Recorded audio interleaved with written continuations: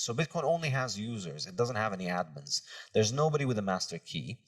And this is kind of the simple way of thinking about it, which is 10 years of this thing operating without anybody being in charge, and with everybody who tried to change the consensus parameters, the most important parameters of the network, everybody who tried to change these ended up basically failing. And Bitcoin has maintained its consensus parameters to the point where you could run it according to the same code that was available in 2009, and you could still make it interoperable with the current chain. And that's something that is unique about Bitcoin, which is that it is the coin that, I like to call it the Immaculate Conception. Somebody made these coins. Anybody could have mined the coins from the first day. They announced the currency and they said, I'm going to start running it on this day. And anybody could have joined. And since then, everybody who got Bitcoin at the market price or because they mined it and expended resources, which roughly cost them close to what the market price was. So there are no insiders in Bitcoin.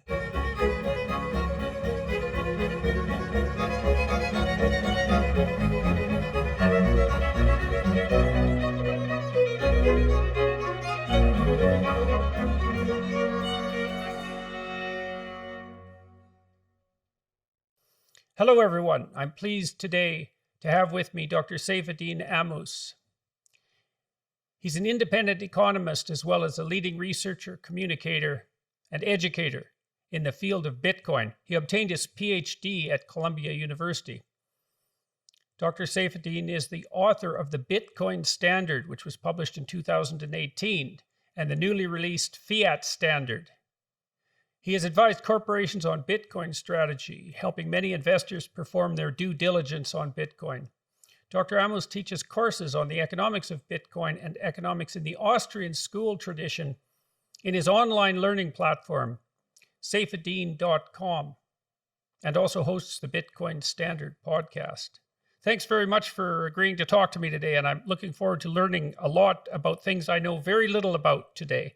So tell us maybe to begin with about your books. Let's start with the Bitcoin Standard and then move to the Fiat Standard. So the Bitcoin Standard. Yeah, well, first of all, thank you very much for having me on. It's a true pleasure to be talking to you. I published the Bitcoin Standard in 2018, and it was a book that tried to explain the economics of Bitcoin, why Bitcoin functions, why it functions the way it does, and what are the implications that you would expect from the continued growth of Bitcoin in the future.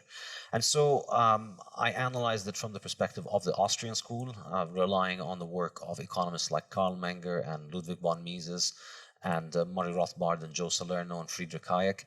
And I think the key insight that there were several key insights, but one of the most important ones in the book is that Bitcoin is the hardest money that has ever been invented, because we've essentially thrown away the algorithm for making Bitcoin work has been set at producing a certain number of Bitcoin over time that's going to end at 21 million. And there's no way of making more Bitcoins. And I think after 12 years of Bitcoin operating, we can pretty confidently say there's not going to be more than 21 million Bitcoin. And so that makes Bitcoin truly unique as a monetary asset, because it is the hardest monetary asset that we've ever found. Let me ask you a question about that. So why is it important that that limit exists? And what do you mean by hardest currency compared to other currencies? Yeah, so the hardness here refers to the difficulty of making more currency units to add onto the existing supply. And I think this is a big deal. And essentially the first 4 chapters of my book focus on explaining why this is such a big deal. Because if you look historically at money, you find that money has been a contest of survival of the hardest. People are always looking for the hardest money available, and the ones who manage to find the hardest money manage to store their wealth in it successfully, whereas the ones who use an easy money will witness their wealth dissipate. So people will learn, but even if they don't learn, the market will brutally teach them the lesson by discounting and reducing the wealth of the people who put in the easy money. So the end result is that more and more wealth will be concentrated in the harder money. And that's why historically, when societies that had harder money came into contact with societies that had easier money, the ones with the hard money were able to essentially buy up a lot of the resources of the easy money societies, because they could continue to make more of their money and therefore devalue the money and increase the supply of it. And there are many examples in my book about this. Seashells and glass beads and limestones all were used as money when industry made them scarce in certain times and places. But then when modern technology came and allowed for an increase in their supply, their value was declining. And then in the 19th century, we see this happen between gold and silver too. The price of gold and silver used to oscillate around 15 ounces of silver per 1 ounce of gold. And in 150 years, it's now somewhere around 100. It's gotten to around 120 recently. So the price of silver has been declining next to gold, and I think that can be explained by the fact that gold is harder. The supply of silver is being increased at a faster rate, and there was utility in the use of silver when money was physical, but then with the creation of essentially financial instruments that were backed by gold, you could use silver, you could use gold payments for small amounts of payments as well as large amounts of payments. So that kind of obsoleted the role of silver. And so everybody went with the harder money, and then the harder money appreciated and the easier money continued to lose its monetary status. Okay, so let me see if I've got this straight. So money is an abstract store of value, and you always wanted to represent value as such. So something like the exchange of labor or the exchange of efficiency, something like that. And you can correct me if I'm wrong there. You have to use something to represent that abstraction. And the problem with that is that there will be people who have control over the representation rather than contributing to the value.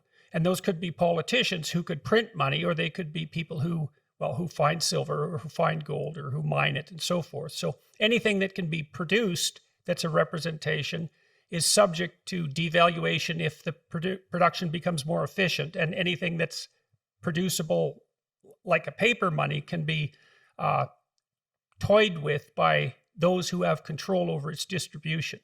And so your argument essentially, and the Bitcoin argument in general, is, well, here's something that we will never get more of no matter what we do. So I'd like to know why I should believe that.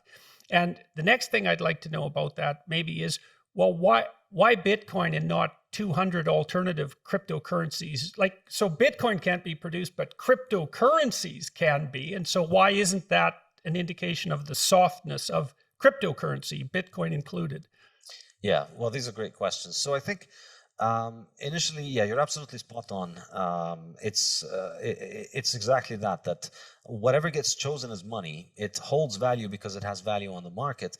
But as soon as it starts getting chosen as money, it gets into what I call the easy money trap, which is the people who can make more of it will try and make more of it. People will find a way and they will make more of it. And so the things that have ended up being used as money were always the thing that resisted that the most, the things that are the hardest. And so gold did an excellent job with that, because gold's chemistry naturally gives it that property, because gold is indestructible. So because we've been accumulating gold production over thousands of years, no matter how much gold we produce this year, it's still going to be a tiny fraction of all of the stuff that we've accumulated over the last 5,000 years. And so every year the gold supply increases by around 1.5%.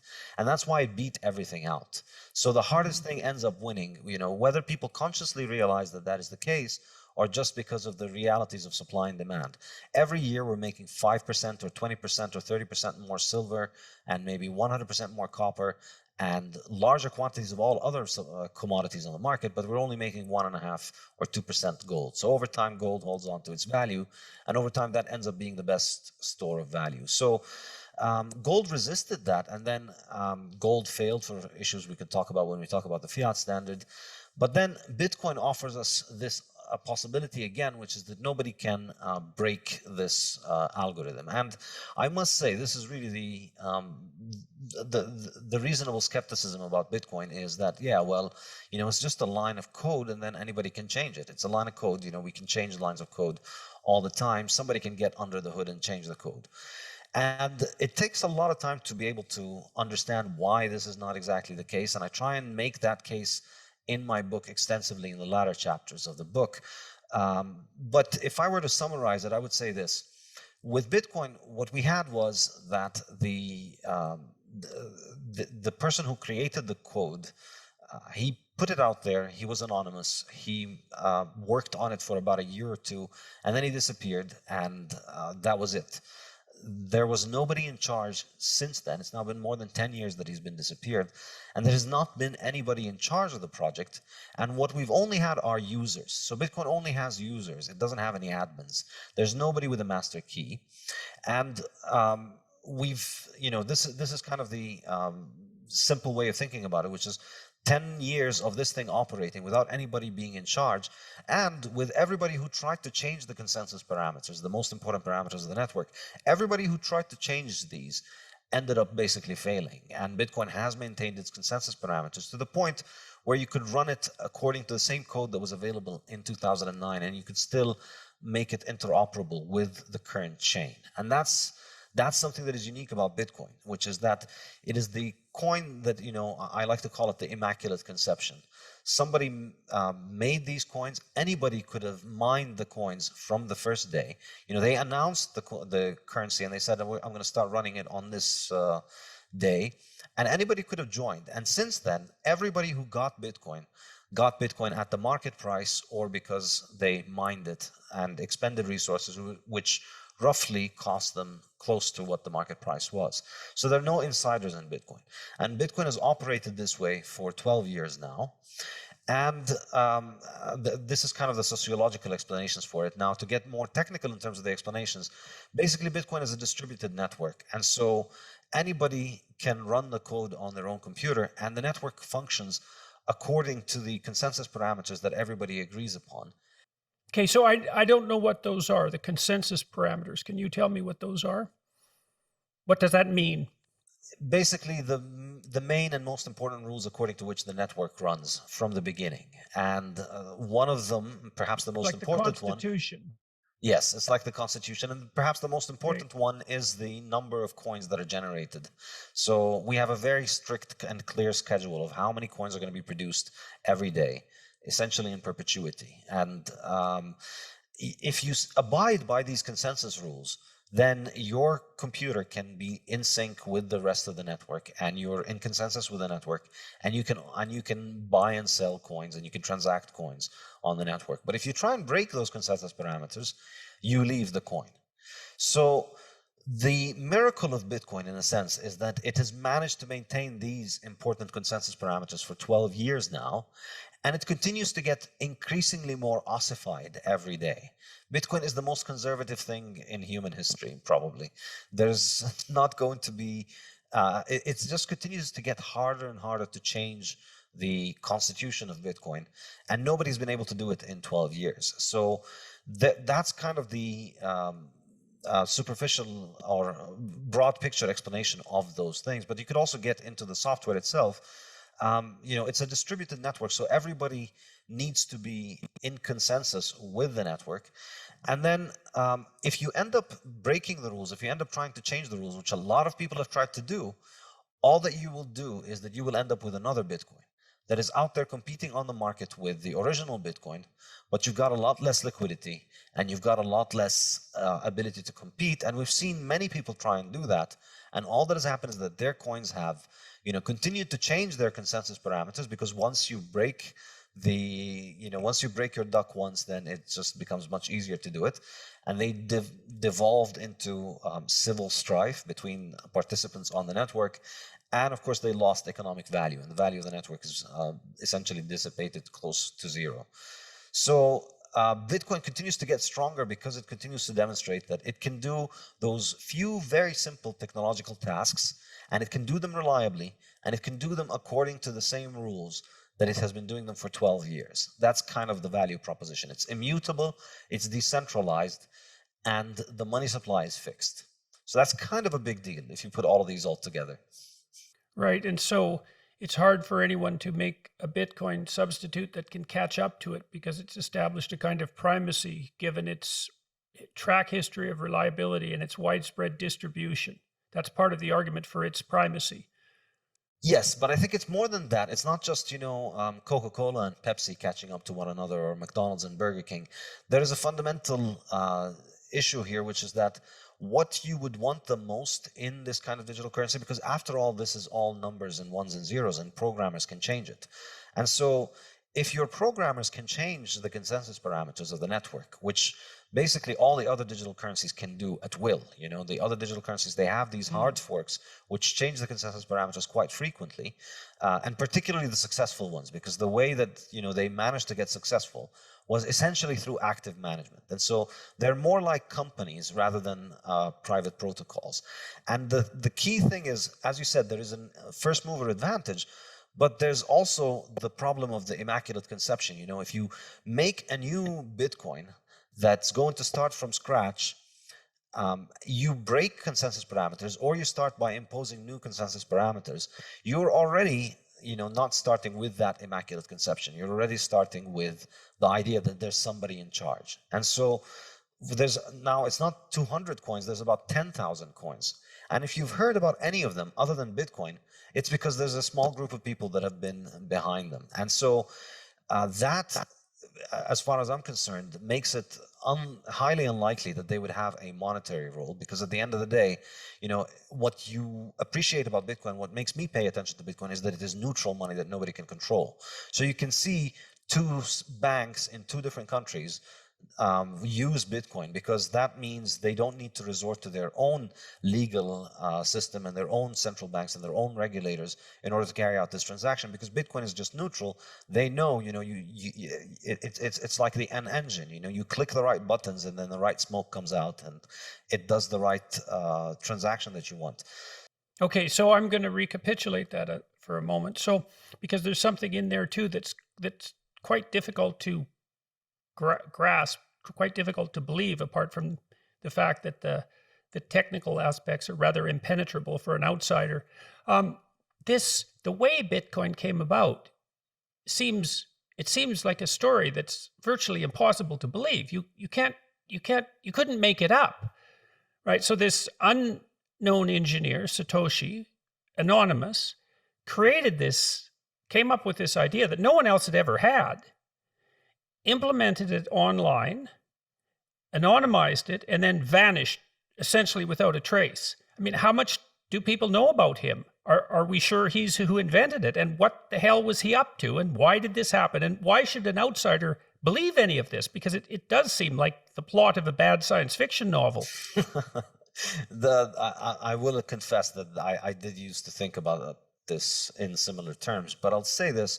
You use the wheel every day, but you don't know who invented the wheel. And we use a lot of things every day that you don't use them because you trust the guy who made them. You use them because they have a proven track record. You've spent your life seeing wheels working, and so you're willing to trust a wheel next time you get into a car. So I think, that's ultimately what... in a sense, it's kind of bad press for Bitcoin, but like a lot of things about Bitcoin, it actually ends up being illustrating its strength. Yes, this thing has a story that, a PR person would tell you, just don't bother, start doing something else with your life rather than try and sell this thing. And it doesn't need anybody to sell it. That's kind of the point. It doesn't have a story. It doesn't have a PR person. And the fact that it has this kind of ugly story where this person just came in and then disappeared, and who knows what happened, nobody really knows. Maybe he died, maybe he has other things to keep him busy, maybe he's incapacitated in some way.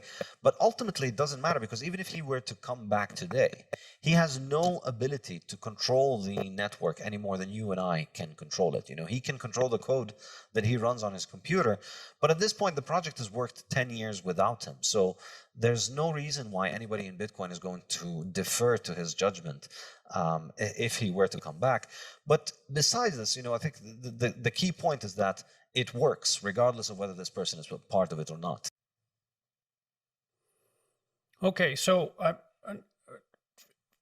fair enough. I understand that. So advantages of Bitcoin, you contrast that. Oh yeah, a couple of questions. Advantages of Bitcoin over fiat currency, and that needs to be defined, fiat currency. And then I'm also curious, as an outsider, you're an advocate, I suppose, of the Austrian School of Economics. And there are a variety of economic schools, and maybe you could briefly, for everyone who's listening, outline the competing schools and what the different propositions are and why there are competing schools and why you chose the Austrian school. Okay, I'll say this. I think the main split is between the Austrians and everybody else, as far as I'm concerned, when it comes to the main most important questions. Because the Austrians come at the question from a different starting point, which is that value is subjective. Economic value is subjective. And that then leads to a whole different intellectual path with different methodologies and different conclusions from what you get from essentially everybody within the mainstream. And when I say the mainstream, that includes neoclassical economists, Chicago school economists to some extent, Keynesian economists, and all other different flavors, and even Marxist economists. Because on the main and big questions, I think the Austrians stand on a completely different ground, which is value is subjective. So therefore, economic calculation is something that is done at an individual level, and it is something that cannot be done objectively by a centralized authority, which is the kind of physics envy that has plagued mainstream economics throughout the 20th century. So this leads to a difference in methodology, leads to a difference in conclusions, which is once you understand that value is subjective, you realize the best person who's able to achieve the important values that matter to them is the person themselves. And so you are more likely to be sympathetic to ideas that give individuals more autonomy over their own life in economic terms. Whereas from the other schools, it's a question of what is the optimum policy and what kind of policy should government be using. So the questioning of the entire premise of the need for economic policy and for the need of economic management by the government is one important difference.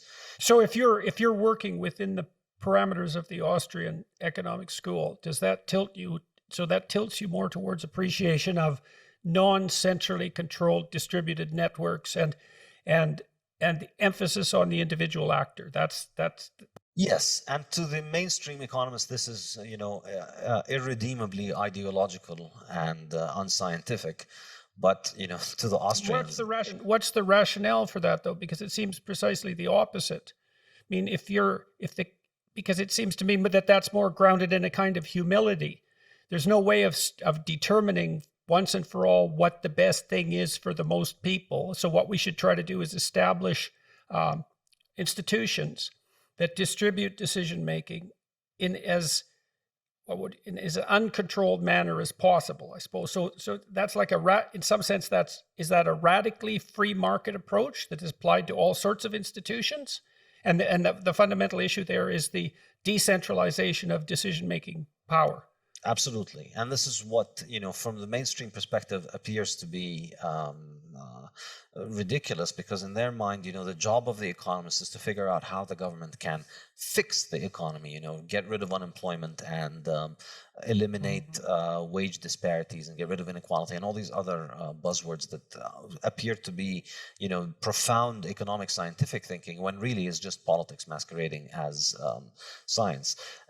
So how would a mainstream economist react to that kind of statement if you were playing devil's advocate to help me understand how they would criticize what they'd say is what they'd say is the Austrian school made important contributions up until the First World War to marginal analysis, but then the field advanced mathematically, with the improvement in mathematical techniques that happened around the world, and with the advancement of computers.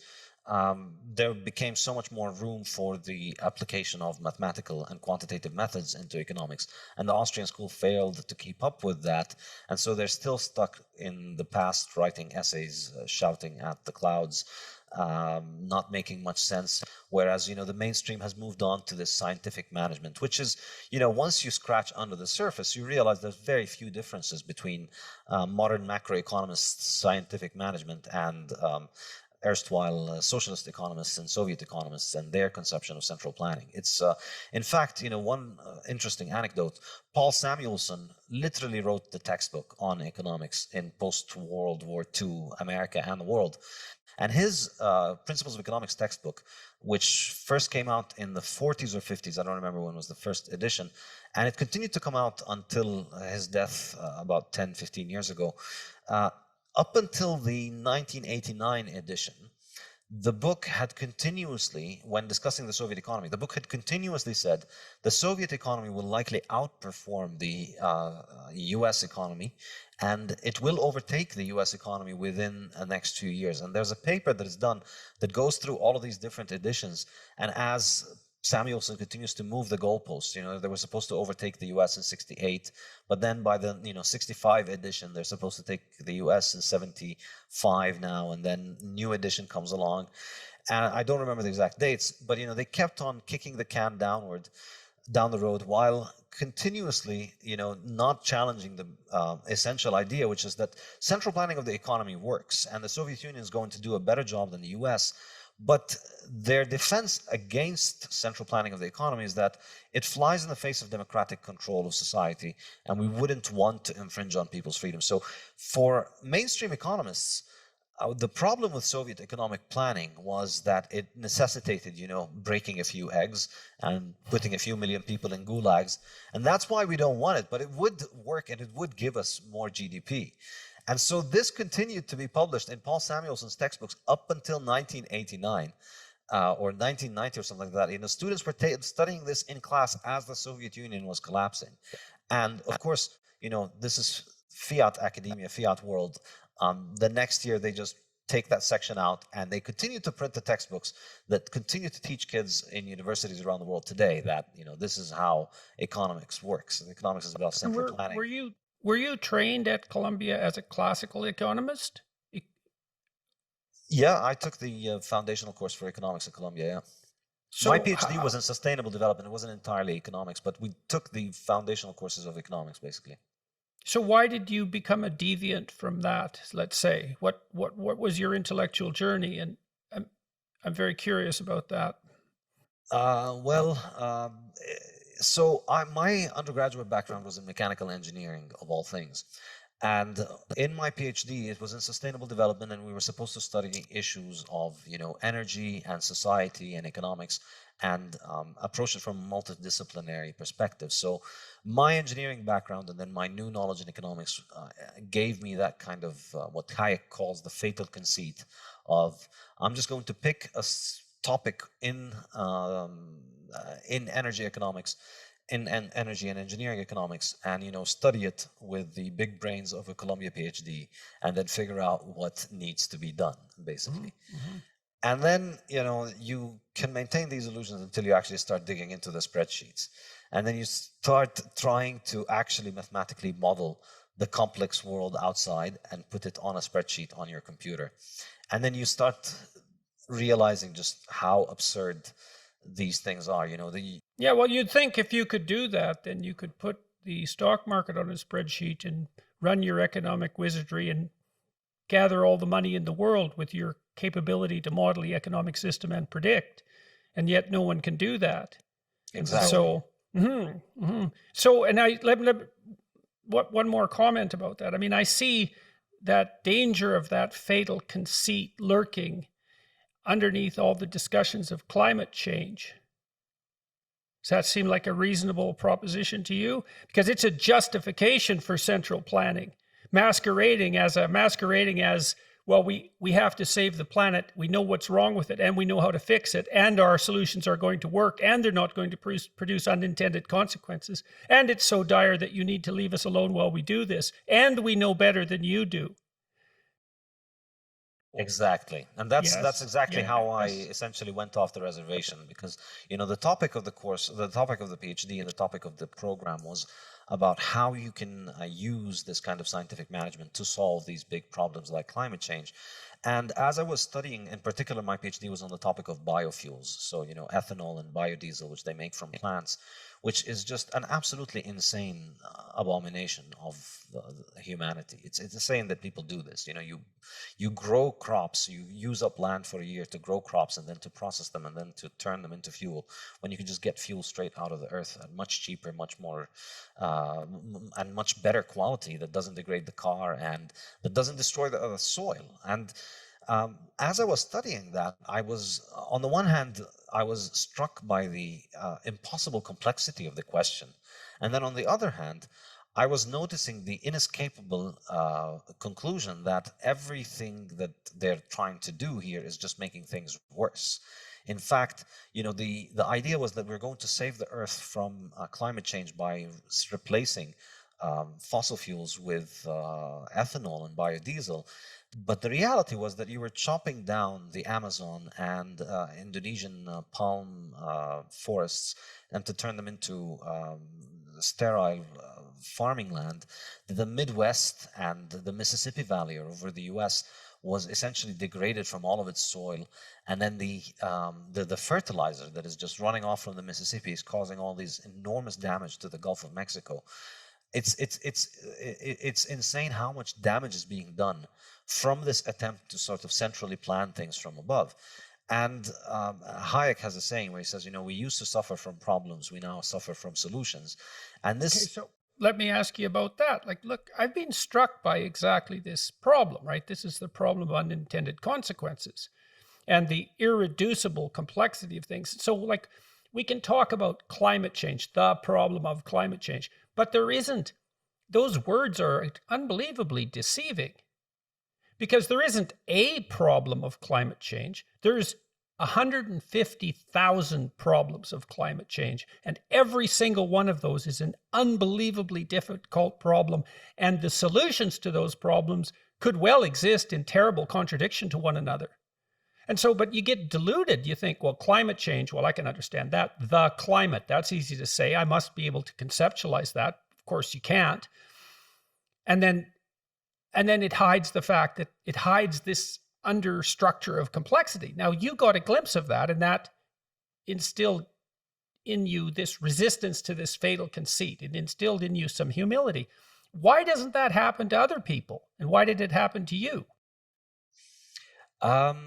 It's a good question. I don't know. I think, I don't know, different people, they react in different ways. I had an insatiable curiosity to continue to try and understand this question, whereas what I needed to do was to just sit down and run a bunch of equations on a spreadsheet and say that this is the model. And, as long as the thing was internally consistent, then it gets the pass, and then you get the degree.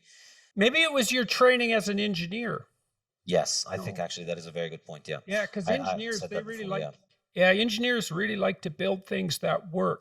Exactly. And you can't hide the fact, like you have to trace the whole thing and how it works, and you try and you have to conceptualize it in your brain, and it has to make sense.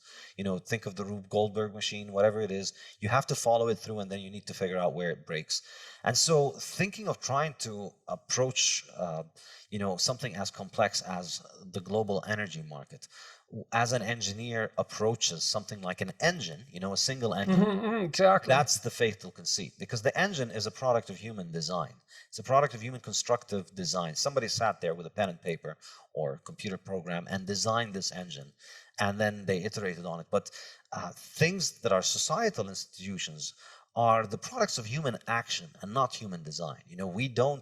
Nobody sat down and designed the global energy market. Everybody out there is helping shape the global energy market every day with their consumption decisions and with their production decisions. And everybody's kind of reacting to everybody else's actions in this kind of global dance that we all do together that ends up, rewarding the better ideas and punishing the worse ideas. And nobody knows how it's going to evolve. That's ultimately, Mises's critique of socialism is primarily about property rights. It's the issue of calculation without property rights. It's impossible for people who don't own resources and who don't have an opportunity cost to the use of resources to accurately and rationally estimate what is the best use of those resources. It has to be real. Mises has a beautiful quote. He says, capital is not play pretend or something along those lines. It's not a game where you can just, let's pretend that this is my capital, I'm going to allocate it. No, it has to be worth what it actually is worth to you individually, so that the decision has the full weight. Yes, the full weight of the reward and the full cost. You have to feel it in order to be able to understand the decision. If you don't own it, then you don't understand the cost, and you don't understand, and you can't make that decision. So that's one hand, it's the property rights and calculation critique. And then on the other hand, there's the entrepreneurship critique, which is, even if we manage to, let's say, take over a capitalist functioning society and turn it into socialist society today, it has no possibility for accommodating change. It has no possibility for making change happen, because it has no mechanism for consumers to impose their preferences for quality and quantity of goods that they want on the producers. Right. So there's no way of gathering information about the state of the market. Absolutely. Yeah. And about the future. And this is the crucial role of the entrepreneur, because the entrepreneurs plays a central role in Austrian economics, but not in mainstream economics. Because in Austrian economics, the entrepreneur is the one who foresees possibilities, and most entrepreneurs are likely wrong, perhaps maybe most, or maybe close to most. They're wrong about what they foresee in the world, but some of them are the ones who build the tomorrow. Right. Well, and there's a Darwinian issue there too, because look, part of the rationale for evolution, for what would you say, for understanding why the idea of evolution is necessarily true in some sense, is exactly the problem of the complexity of the future. It's unpredictable in principle. You're not going to get smart enough to predict it. That's never going to happen. Maybe that would partly be because if you built a machine that was smart enough to predict it, the existence of a machine that smart would change the way that the future would manifest itself in a way that that machine couldn't predict.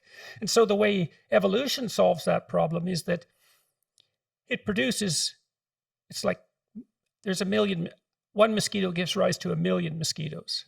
But every mosquito doesn't produce a successful million offspring. We'd be like knee deep in mosquitoes in no time. Hardly any of those mosquitoes live. And the ones that live vary a little bit from their parents in some unforeseen direction.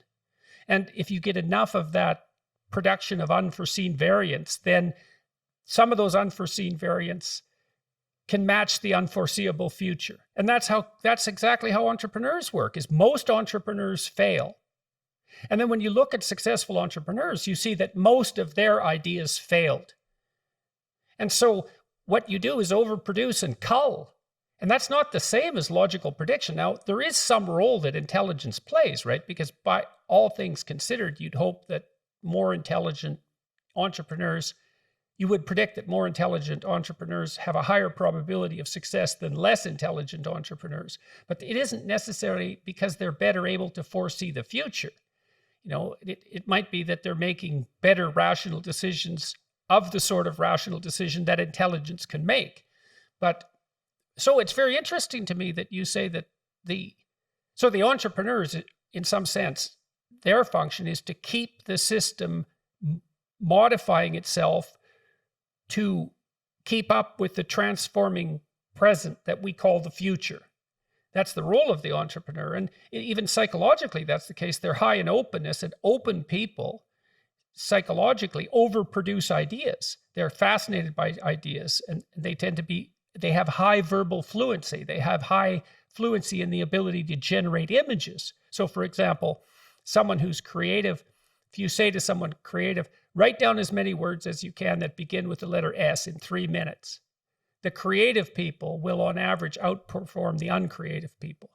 That's a consequence of trait openness, and that's a consequence in part of its association with high levels of G, fluid intelligence. So it's just speed in some sense. And there's also the other thing that the creative people do is they'll produce more divergent answers. How many different uses can you think of for a brick? You score that by number of uses generated, but then also by the rarity of the use that's specified. Extra points, so to speak, are given for that. So the way that nature solves the problem of the unpredictability of the future, even within human psychological functioning, is by overproduction and culling, not by rational prediction. Yes, and one saying, I think it's Popper who said this, but it may be apocryphally attributed to him. But it is, to predict the wheel is to invent the wheel. That's, I think, the issue of prediction. Like, to predict the future is to basically try and predict what the future of knowledge is, and we're at the limit of our knowledge right now. So, the invention of the wheel was a new thing. You had to actually invent it in order to be able to predict it, because you didn't even know that it was possible before before it was invented. And this is ultimately what right. Something new is by definition outside of your domain of knowledge. It might even be outside the axiomatic structure of your domain of knowledge if it's new enough. And so it's unpredictable by definition, or it wouldn't be new. And it doesn't matter, creativity is not, it's not like you can pick the 100 most creative people in the country and then put them in a room and tell them come up with all the creative things. The whole point is that it's a living ecosystem in which the creativity is what makes the new ideas, and these ideas are tested in the real world. They either sink or swim in the real world of the market, and it's specifically their sinking or swimming is what determines their success, because that's all that matters.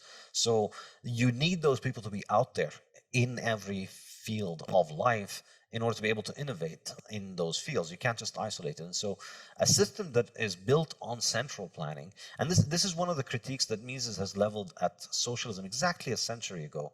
1922, he wrote his book Socialism. And until today, I don't think there has been a single socialist that has actually illustrated their ability to comprehend this point and still disagree with it. Like, they all just completely ignore it. It's not something that anybody, they grapple with his ideas on property rights, and they made some attempts to refute him and failed, in my opinion. But on the entrepreneurship point, there's almost complete silence, because there's no way that you can square the idea of letting every workshop worker have the opportunity to create and innovate something new and try it out because they have their own money and then they start their own shop. There's no way that you can square that with having a committee that decides all of these workshops that are doing this in this line of business, all of their capital, all of their work, all of their structure, all of their everything that they do has to be decided by a central authority. Those two things are fundamentally incompatible. So we're still walking through the Bitcoin standard, at least in some sense. Shall we talk more about the Fiat Standard, the book that you've just released? And so let's talk, first of all, tell everybody what constitutes a fiat currency and contrast that with Bitcoin, and have at her. All right, so let me just conclude with one more thing about the Bitcoin Standard and the Austrian school, because I think it's a good recap of everything we've discussed so far, which is that, practically speaking, where the rubber hits the road in terms of the difference between the Austrians and everybody else is in the free market conception of money versus the statist conception of money. This is where the two worldviews are the most divergent, because from the mainstream perspective, everybody in the mainstream, the money is the creation of the state, and the only question is, what is the state's role in the management of money?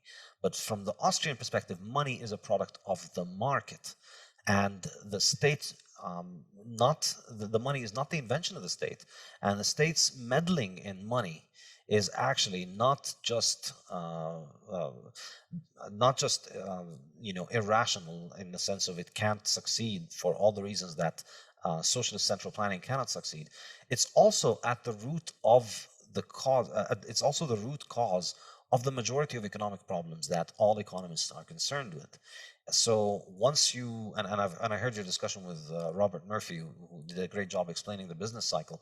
It's the corruption of money that ultimately leads to the business cycle. And up until Bitcoin came about, this was an interesting philosophical discussion and academic discussion. But there were very few Austrian economists, and the majority of everybody just went along with what the mainstream thought. But the absolutely fascinating thing about Bitcoin one of the many fascinating things about Bitcoin is that it is a live experiment in this question. Here we go. We have a form of money that is not produced by the state, not regulated by the state, not controlled by the state. And it's functioning as a form of money. And it tests, its continued survival refutes the state theory of money, and perhaps even more deliciously, it refutes the inflationist theories of money, which all of these other schools are inflationists. They all argue about how much the money supply should increase and how should the money supply increase and who should be in charge of the money supply increase. But none of them has ever questioned the fundamental proposition, which is the money supply should not increase, does not have to increase. And if we So why do they presume that it should increase? Intellectually, the whole field is shaped from the perspective of how should the government manage the money successfully. And so there's no way that you, as somebody who's getting paid from the increase of the supply, there's no, the Overton window of acceptable answers for you through self-censorship, more than or intellectual capture is, how do we increase the money supply? But if there's no money supply increase, you most likely don't get a salary because your job is linked to that printer. And essentially, I think a less charitable interpretation by an Austrian economist of a mainstream economist is that they're essentially court jesters for the inflationary central banks. The central banks need an intellectual apparatus that gets on TV and says, we have to print all of this money in order to prevent unemployment from happening and to prevent bad things from happening. But really, I think, the bigger story here is the money printing, of course, is highly lucrative for governments. And so, of course, governments are highly favorable of people who want that. So Bitcoin is powerful in this regard because economically it's succeeding, and intellectually it's succeeding as well. I think it's a massive challenge to the mainstream economics establishment. Their complete inability to explain it or to try and present a coherent explanation for why it behaves the way it does or why it grows is absolutely astonishing. It's been there for 12 years. It's worth $1 trillion right now. And the vast majority of university professors will tell you, oh, it's just a tulip. Somehow they're convinced that the fact that, agricultural product prices went up for a few months in Amsterdam in the 17th century somehow invalidates the fact that we have a form of money that travels internationally and is hard and is completely outside the control of the state. It's argument by soundbite almost. They haven't even given it much thought because there's not much to say. It's argument by dismissive analogy. Yes, which is very common also in the climate change discussion, as you always notice. Yeah, you see, it's not that I spend a lot of time looking at the climate change literature and considering solutions for various reasons. And I can never stop being more afraid of the solutions than the problem. And it's not like I'm not afraid of the problem. It's conceivable that human activity is producing global climate change. And I think the evidence for that seems to be relatively robust, although how economically consequential that will be is subject to tremendous debate because it's prediction out 100 years or 50 years. And good luck with that, boys and girls. But the solutions terrify me. So, and in fact, I discussed this in the Fiat Standard. Okay. I use this as an example of how fiat corrupts the planet, basically. So in the Bitcoin Standard, a lot of Bitcoin Standard was about government money, but you could always say more because it's just been so enormously important over the last 100 years. So in the Fiat Standard, I take the same kind of analytical lens that I used in the Bitcoin Standard to look at Bitcoin, which was, when I started writing that book, it was this obscure thing that only a bunch of weirdos on the internet had heard about. And I tried to kind of come at the same, with the same kind of lens at the fiat system and trying to ignore all the hoopla of a century of propaganda and academic work. Yeah, well, sorry, your discussion already has made me aware of all sorts of axioms of my thought that I didn't know I had. So, for example, I basically just accepted, in some sense, on faith, the idea that money is the government's, fundamentally. The money, I know we all have our money and we own it, but it's a state construct. That's why each country has its own currency. And so one of the functions of the government is to deal with money. And the idea that you could abstract that away from the government, any conceivable government, conceivably forever, or at least forever as far as we're concerned, it's hard to wrap my head around how radical an idea that is. I don't know what that would mean if it was actually true. And so, the idea that, the arguments that you've presented that suggest that the notion that that the government has valid control over money, and maybe that should be subject in some sense to the democratic process rather than the market process. It's going to take me a long time to think that through, because that really is it's unbelievably radical proposition. Yes, that's kind of why the Austrians are kind of ostracized and considered outside the pale on this issue.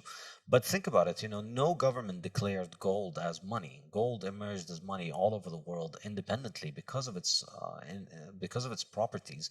And then governments had to use gold in their own currencies in order to give their currencies value. If you wanted your picture on a coin and you wanted that coin to circulate and for people to hold it and appreciate it, you had to make that coin out of gold. You couldn't just make coins out of anything and give it to people. And when people tried to do that, hilarity and calamity ensued in every case.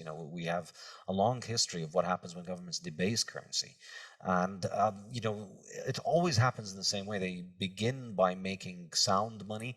They specify the weight and they make it uniform. Mhm. But then they almost always, I think, every example in history has ended up with them basically succumbing to the temptation to increase the supply, if it was paper money backed by gold, or to what they used to do previously, which is mix in base metals with Right. the precious So metals. wasn't it the case that the ridges on the edges of coins were there because the coins were shaved by slightly? And was that a state function, or were people doing that to coins? I'm sorry, this is just an example of how that solid, uncorruptible currency can be. If you get a gold coin, you can scrape some of the gold off, and if you have enough gold coins, you can make a nice pile of gold dust, and the gold coins still work, but you have the gold. And so there's various ways of doing that. And I read that the ridges on the outside of coins, why do they have them? Do you know, is that the case, or am I just chasing something that's not the case at all? I think I've heard stories like that. Yeah, there's so many stories historically of governments finding creative ways of debasing their currencies. The most common one is, oh no, some people are making fake currency. So give us all of your currency so we can mint it again into a new form so that we can make sure that it's right. And then you get your currency back and then it has 5% less gold than it used to have. That was kind of the quantitative easing that they did before, and that they take some of that gold for themselves. So that temptation has always been there, and Bitcoin is essentially the most powerful defensive technology against that. It's an enormous quantum leap forward in the technology of money as protection of value. Mm-hmm. Against predation and against inflation, because you don't have to worry about whether the coin has base metal inside it. You can verify everything with Bitcoin, and it's fully auditable. Everybody can see every single transaction, and everybody can verify the rules of the network. So it's the most powerful technology that we have for money, and I think it's a natural fit to anybody who's productive and wants to save their value into the future. And it's not just a fit for them. I think the beautiful thing about it is that it's a great reward for them. It's a great reward for those people to go and save into the future. And this is why I think Bitcoin is so transformative to the individual, because it gives you a better way of saving for the future. And I think this is something I discuss extensively in the Bitcoin Standard. I think that's highly related to the time preference of individuals, which is an enormously important topic. So historically, all throughout human history, we're always moving to a harder money because we're looking for a better form of money. And that culminated by the end of the 19th century with everybody in the world being on the classical gold standard. Basically, the entire planet was on the same currency. One money chosen on the market, very hard to produce, holding on to its value, offering anybody in the world the ability to save for their future, essentially for free. You get paid in the coin, you keep the coin safe, and then 20 years later, that coin is not only held on to its value, it's likely appreciated more, because in those 20 years, we've made more cars, more houses, more apples, more oranges, more everything, but we haven't made a lot more gold. So the gold coins remains valuable. And so historically, you see this has coincided with a decline in interest rates, which from the Austrian perspective is a measure of time preference. Time preference is what determines interest rate. And time preference is the degree of discounting for the future. So effectively, as long as we're using harder and harder money, we're being able to provide for the future better. And that's reducing our uncertainty of the future. Now you can be fairly confident that the money that you worked for today, that you can save it and it'll be there for you in 5 years' time. Well, you start thinking more about yourself in 5 years' time. And as our technology for money has improved, and as our ability to save has improved, our time horizon has expanded. Our time preference has dropped. We start thinking more and more about the future. That encourages us to save more, to invest more, and then that leads to capital accumulation, which leads to the increase in productivity. And I think the whole world was basically lowering its time preference until the early 20th century. And then in the early 20th century, this is kind of the central argument of the Fiat Standard, by switching to an easy money, where now, in the 20th century, we moved to government money, which has been increasing on average, I calculate, at something like roughly 14% a year globally. So you move from a money supply that's being inflated at 1 or 2% as the average human being in the world. You had that same gold coin. Now you're stuck with your government's local scrip that is inflating at, on average, 14%. Some people have witnessed 200% inflation. Okay, so that on average, so you said worldwide, if you just took Western democracies into account, say relatively stable societies with relatively admirable forms of government, what sort of inflation rate are you looking at? Do you know that? Yeah, I've done the numbers in the Fiat Standard. Okay. The lowest averages you'll see are in the US, Switzerland, Denmark, and Sweden, and they're about 6 to 7% per year over the last 50, 60 years. So that's really as good as it gets for Fiat as a kind of average. So you're constantly, So you need a return of 6% or 7% just to keep up.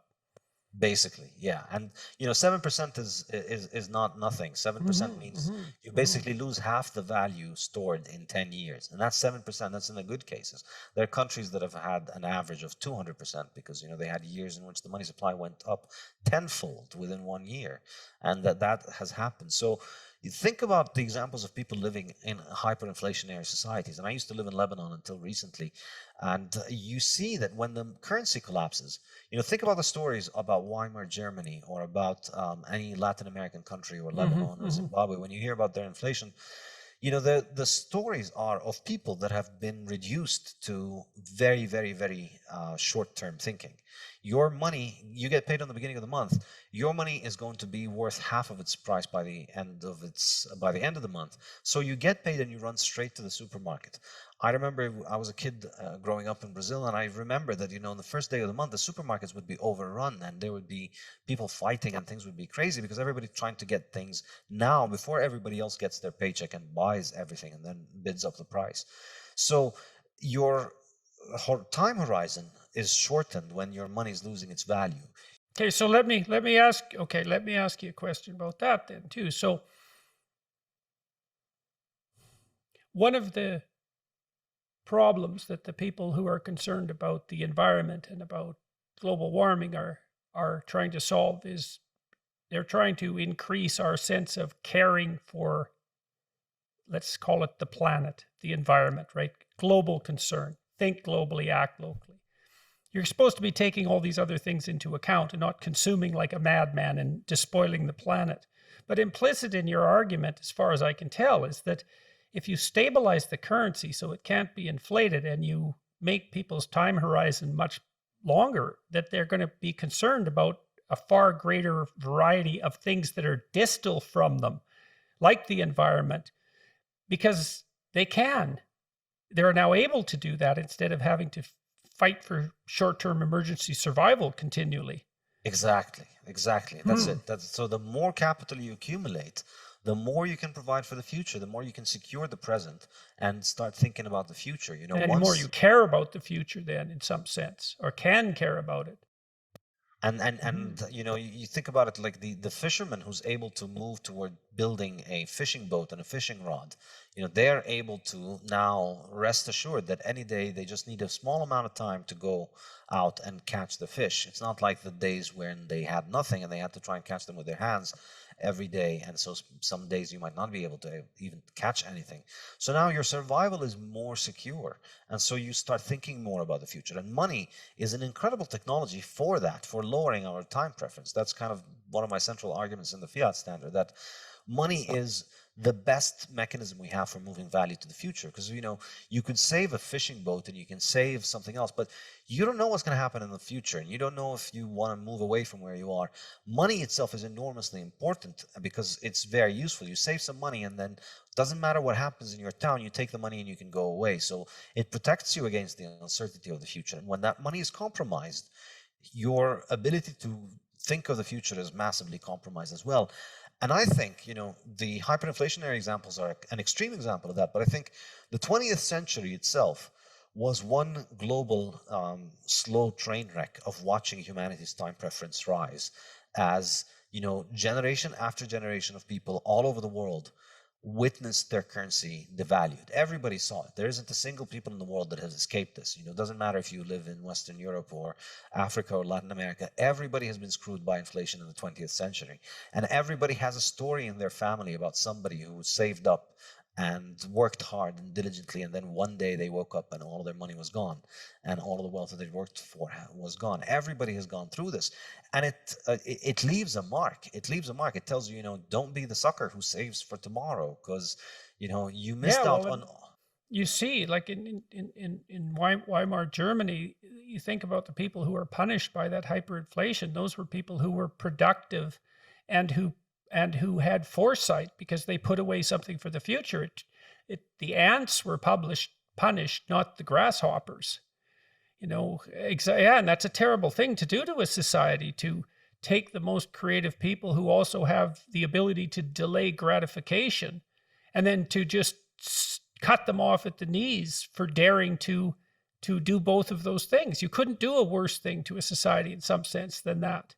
To punish people for creativity, productivity, and the capacity to save instead of the pursuit of impulsive pleasure. So it is really a catastrophe. And so it absolutely is. And maybe that's not much improved when it's a slow train wreck rather than a quick one. I mean, who knows, right? So, all right. Yeah, so, I mean, the speed has varied, but I think this has been the story of the 20th century. And on the flip side of it, which is kind of the two sides of the story that I tell in the Fiat Standard, on the one hand, you know, you had individual productive people and businesses having their wealth robbed from them continuously throughout the 20th century because it's constantly devaluing.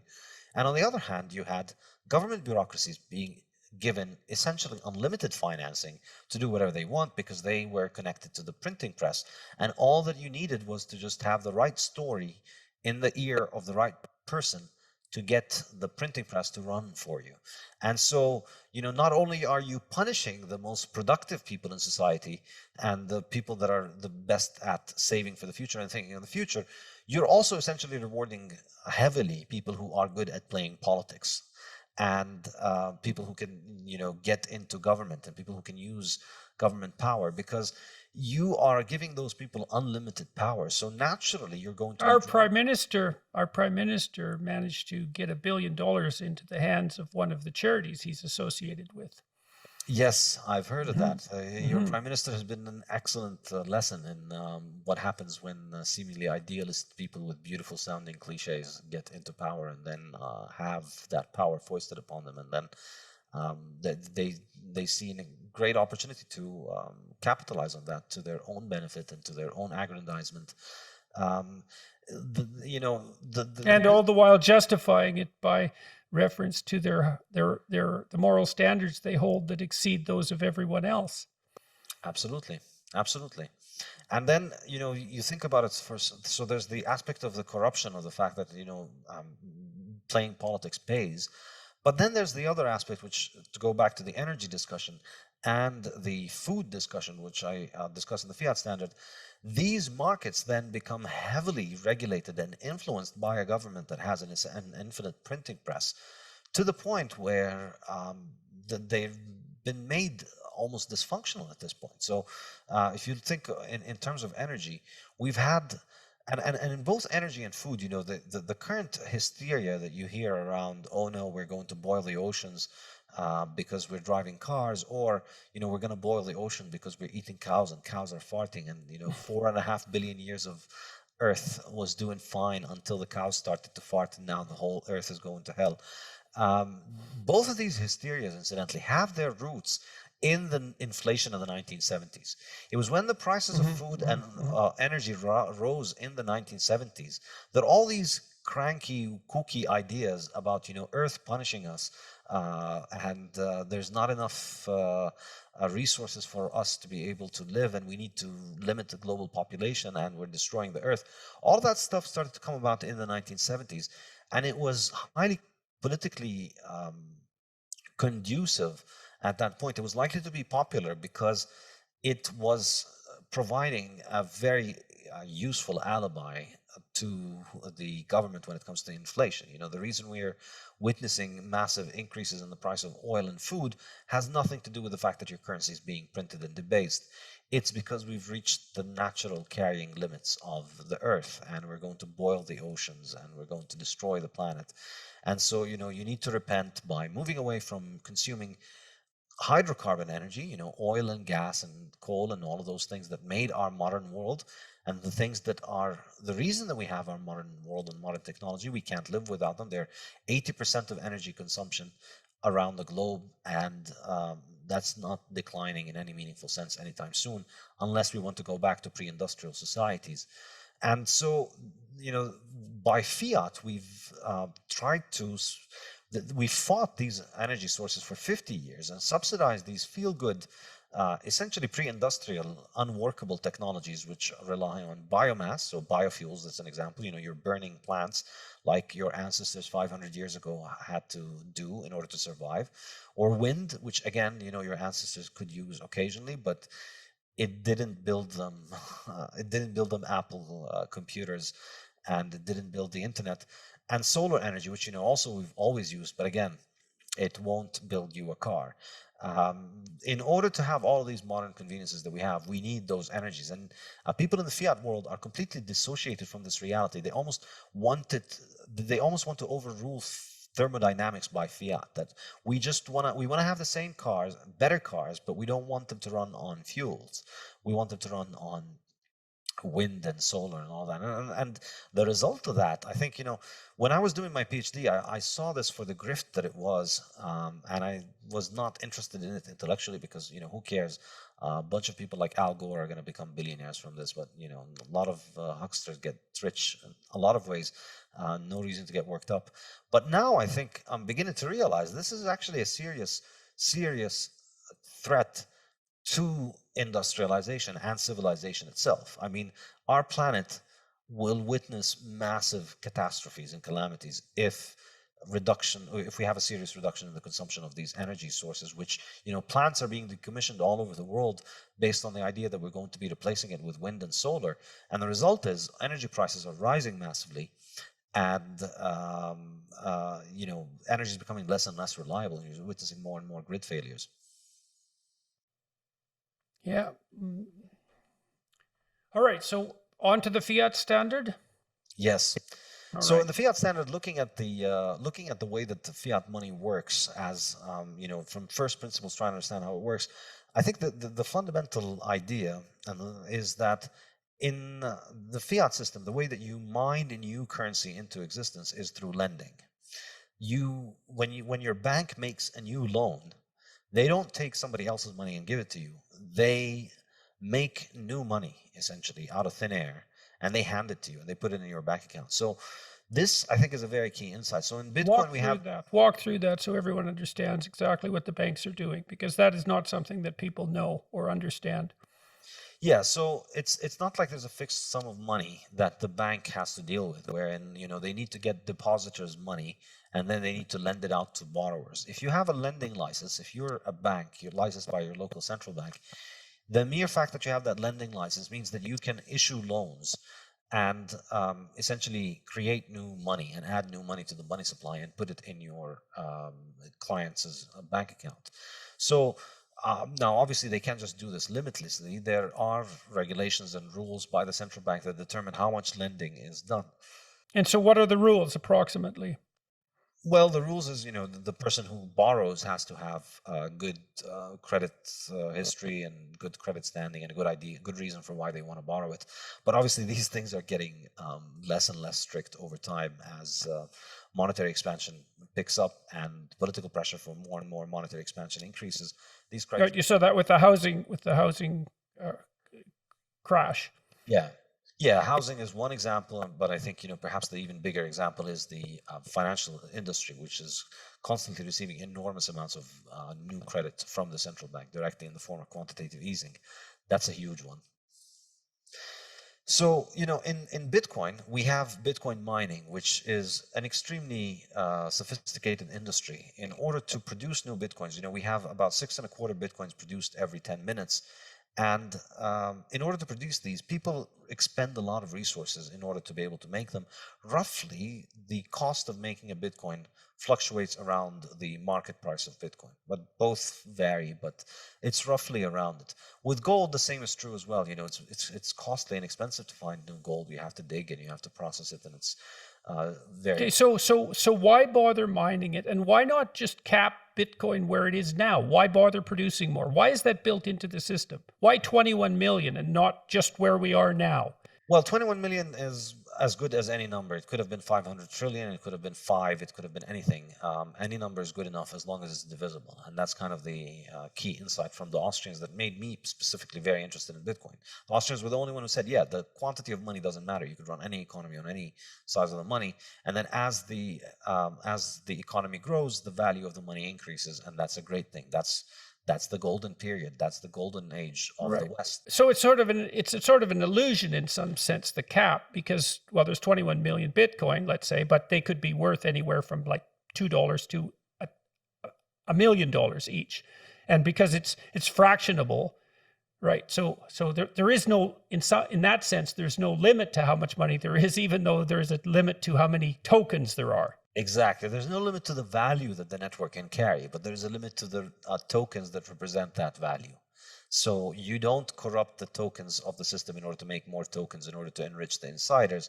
You just keep packing more value into it. Into the tokens. Okay, so why was it allowed to be mined at all then? So that the distribution of the coins would be a fair distribution, so that anybody could enter into the network and secure coins. Because if you just made the first 21 million, who owns them in the first day? Who's going to be owning the 21 million? How are you going to distribute them? This is not an easy question, and I think most people wouldn't have thought something like Bitcoin to be possible had it not because of this issue. How are you going to start off an upstart currency and give everybody in the world a new balance? So it was to get it going. Exactly. It's it's kind of like just for the first 130 years of Bitcoin's history, we're going to need to have mining, but then Bitcoin operates without any more mining. Right. So you need some gold for gold to work, and so you need to have a mechanism for mining the gold, and so this is some mechanism for producing Bitcoin, so that there are some Bitcoins so it can work. And they're distributed across the people who have done the mining.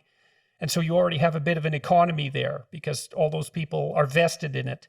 And it's completely open and perfectly competitive. Anybody in the world can mine. Anybody can bring their computer onto the network and mine and, benefit from the mining. And it rewards only the most successful miners. It rewards only the most economic miners because it has this thing called the difficulty adjustment, which is my favorite part of Bitcoin. It's really the magic glue that holds Bitcoin together, and I discuss it in the Bitcoin Standard and in the Fiat Standard. What happens is that if more miners try and mine copper or gold or silver, you end up with a lot more copper or gold or silver. But with Bitcoin, the more miners that get into the network, you still get the same number of Bitcoin as was predetermined earlier. But the difference is that you don't get but it just gets harder for the individual miners to get into the network. So it's more like a sports competition wherein there's one trophy, and then the more competitors get in, the trophy just gets harder to win. It doesn't get you don't get more trophies handed out. So how in the world did Satoshi figure this out? How did he? I don't understand how he could conceptualize this. It just doesn't make sense to me.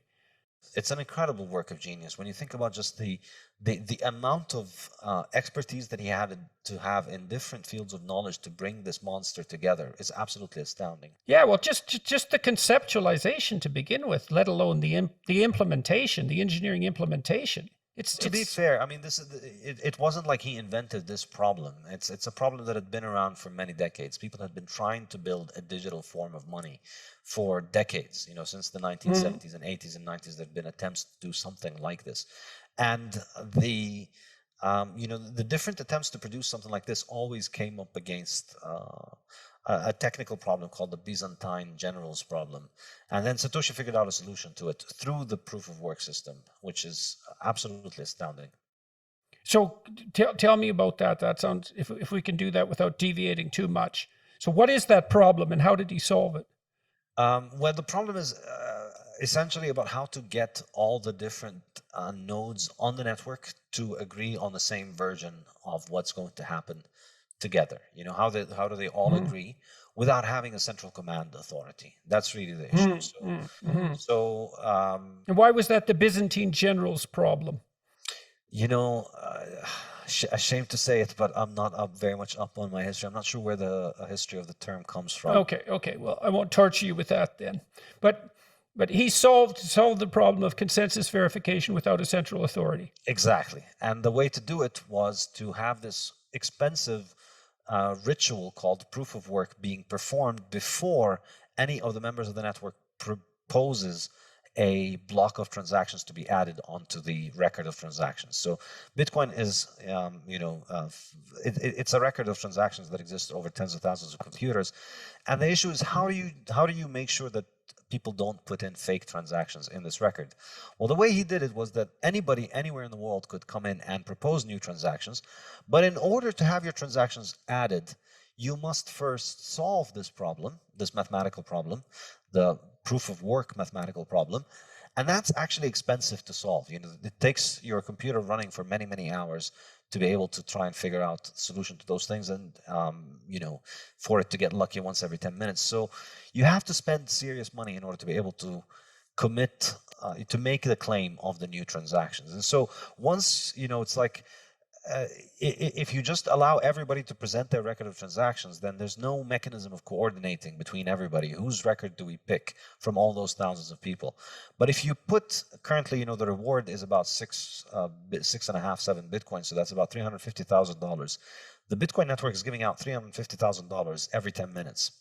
You can have them as long as you provide the proof of work solution, which roughly costs you around $350,000, more or less. So how do we make sure that we can all agree on this, all the members of the network? We don't evaluate any claim for the transactions.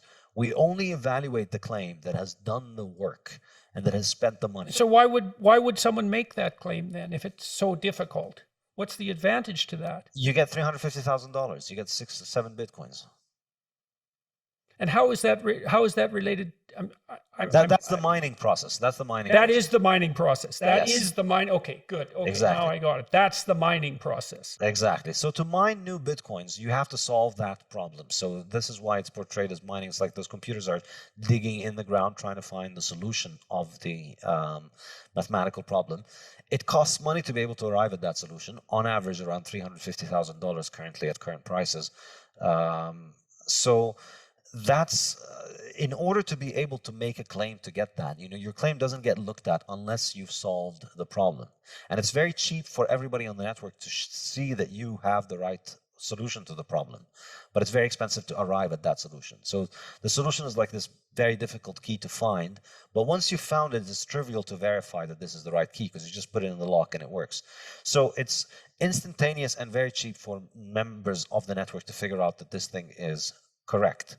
So you set up this massive hurdle, essentially, If anybody wants to come and get this reward, they first need to spend. Why wouldn't they just buy Bitcoin? It seems to be a lot simpler than mining it. Then if it costs $350,000 to make $350,000, why bother with the mining? But, you said it rewards more efficient people. Exactly. The short answer is if you have a way of securing electricity at less than 5 cents per kilowatt hour, then you should get into Bitcoin mining business, which is lower than most rates everywhere in the world. So if you have a source of energy that is isolated from the grid, or if you have a cheap way of securing energy, then Bitcoin is a great way. Mining Bitcoin is great, but for the most. So does that mean that Bitcoin is a very good way of moving resources from places that can produce electricity very cheaply to other places where electricity is more expensive? Does that actually make the cheap electricity, it makes the cheap electricity much more valuable? Absolutely. This is weird. That's a weird thing. It's very weird. And I think it's going to have a very profound impact on the global energy market, because for the first time in history, we have a way to sell energy that is location independent. So a lot of places in the world have a lot of energy, but it's very expensive to get that to the population center. So the north of Canada has So you don't need wires. Exactly. Jesus, that's weird. That's a really strange thing. Yeah, to get electricity from the north of Ontario to Toronto needs a lot of wires, or you need to, if it was gas, you need to put it on tankers or on trains or in pipelines. All of that stuff is pretty expensive. But with Bitcoin, you just need an internet connection. You take the Bitcoin miners to where that energy is, and then you can monetize that energy and turn it into Bitcoin. It's magic. So what's the net effect of that on the price of electricity worldwide? Is that deflationary with regards to electricity cost? I think so. I think this is a point that I make in the Fiat Standard, which is that we've had Fiat subsidize all these dysfunctional forms of energy over the last 50 years that have led to the grid becoming unreliable. And we have Bitcoin, like the vigilante savior that it is, coming in and providing a global subsidy for anybody who can make electricity at a cheap rate to monetize that.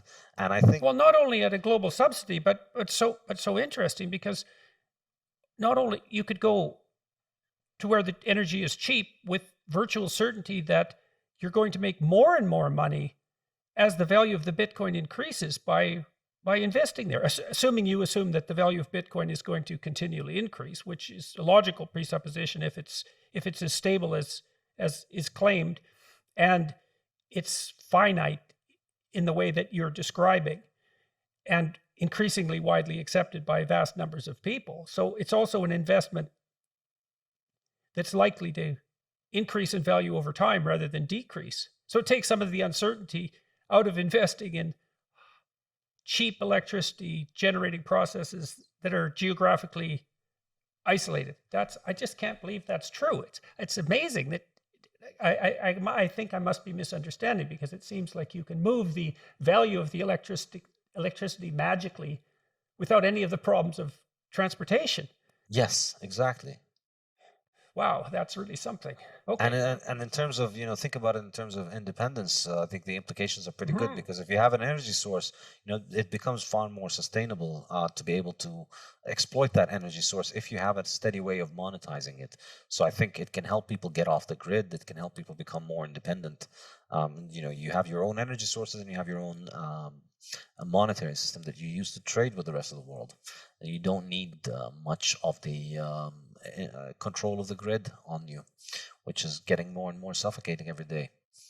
Yes, and as this idea that we're despoiling the planet, and our technical activities, our industrial activities, our high standard of living, all that's immoral because we're doing immeasurable long-term harm to this pristine biosphere, like that, you can just feel the moral pressure growing there, just intensely. And yeah, and I think it's completely ridiculous, because every action has a cost. And this is the thing about it, you learn from economics. Everything has a cost. Everything has an opportunity cost. And people like to present this idea as if there's an evil cabal of oil producers that are out there forcing our governments to make our lives dependent on these oils. And what we need to do is to just have the political will to transition to these more advanced forms of energy that are going to save the planet. And it's just completely ridiculous. Well, people don't understand. Like, people don't understand things as simple as the fact that there's a finite amount of solar energy that falls on a square yard of territory. that at that basic level of physics, it's just, well, the sun is an inexhaustible source of energy. It's like, well, that's true, but practically speaking, that's not exactly the issue. Exactly, because what you need is the power. What you want is to convert that high quantity of energy into high power, which is a lot of energy over a small, short period of time. And to do that, this is really understanding that what humans look for is not energy, because energy is everywhere. You know, there's sun and there's wind and all of that stuff. But being able to channel that in order to use it in high power applications, that's what makes everything that we value possible. That's what makes surviving the winter a breeze for the vast majority of us. You know, this is why we have our modern life. This is why we have transportation, is because we have high power. And the way that we've managed to secure high power, the way that we've built our world, is modern hydrocarbons. And so the thing that people who are afraid of carbon dioxide need to present is they need to make the case that, you know, stopping hydrocarbons is going to have such a noticeable effect on the climate that it outweighs the benefits of taking humanity back to the 1500s. They're not going to do that, because, like, you look at how this works out, is that, you know, we're trying to calculate the economic consequences of climate change and the economic consequences of our interventions over this has to do with the time preference over, say, 50 to 100 years. But the errors in your measurements and your predictions grow and grow and grow as you move out decades into the future. It's that those justifications will never be forthcoming. They're technically impossible. And so it does go down to basic principles. Is like, do you believe this is a problem that can be solved by intelligent, well-meaning people who are doing central planning? And I've toyed with those ideas and worked on UN committees that are devoted to what are the UN Millennium Goals. And I looked at how that central planning was done, and that's an interesting story in and of itself, because it isn't even cabals of experts. Like, so this committee I was on was composed of ex-presidents and prime ministers and people like that from all over the world. And so you think, well, they have some political and economic expertise. They're putting together the new vision of the UN for the new millennium, let's say. But those aren't the people who are actually making the decisions, because they're completely occupied. They already have lives that are absolutely full. So then the decision-making power falls down the bureaucracy until it lands on the shoulders of someone who has spare time for one reason or another. And they make the decisions in the name of that person. And then all those decisions are aggregated, and there isn't anybody who's in some sense taking central responsibility for that. So the document that I worked on to begin with looked like it was written by people who were stuck in the 1980s. It was all Cold War ideology, essentially, the Northern Hemisphere against the Southern Hemisphere. And so we just stripped all that out. We just took it out. And the reason we were able to get away with that was that we rewrote it. And no one else wanted to rewrite our rewrite. And so it just stuck. And then there was these 200 millennial goals, essentially. And I looked at that and I thought, well, why those goals? And the answer was, well, there was constituencies of interest for each of those goals. And then I thought, well, we need to rank order these, because there's no bloody way we're going to do all 200. And there was no rank ordering. And the reason for that was it would upset all the constituencies.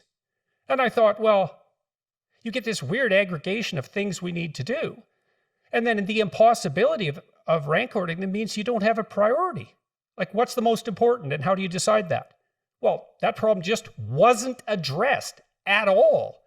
And so it was an object lesson in how these sorts of things work. It was central planning, but it was so dysfunctional in some way. It's not like, it's partly because there wasn't anyone in the world who had enough intelligence, enough knowledge to make those sorts of decisions. No one exists like that. Well, I'm going to stop with that, but yeah, I think the ultimate issue, I think, in these things, I'd go back to Mises' point, which is that none of these people is making calculations with opportunity cost. That's the great thing about the fiat world, is that everybody has essentially a fake fiat job wherein they get paid regardless of actual results. You know, in the fiat world, results are optional, because your money doesn't come from the customer for many of those people. Their money comes from the money printer, from up above. So it's not about how you serve the customer. It's about whether you do the things that the people providing the funding. Right. So it's dissociated from the actual environment, because the consumer is the actual environment. The consumer is an actual living being. And if you're serving the consumer, then you have nature there as your witness and your judge. And then there can be all sorts of intermediaries between that, which is what you're discussing. And then that moves the producer away from feedback from the consumer. And it corrupts the signal. It corrupts the information signal. Okay. Precisely. Okay. And that's kind of the other central point in the Fiat Standard. So on the one hand, you're robbing people of the purchasing power. On the other hand, you're putting the decisions about people's lives in the hands of people who essentially face no opportunity cost. And they have these jobs regardless of whether they perform them, because they're linked to this magic printer that continues to finance them. So they don't lose their job, and they always can continue to do whatever it is that they're doing, and facing no accountability. And the impact across life, I think, is enormous.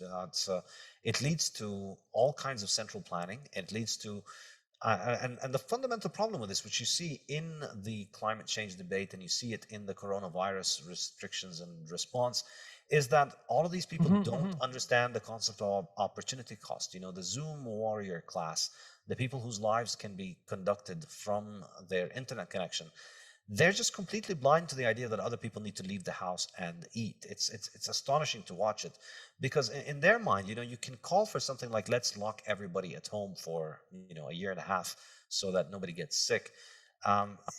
Except for being locked at home. Yeah, well, of course, if you don't think about the downsides of thing, then it's a brilliant idea. Everything is great if you just ignore the downsides.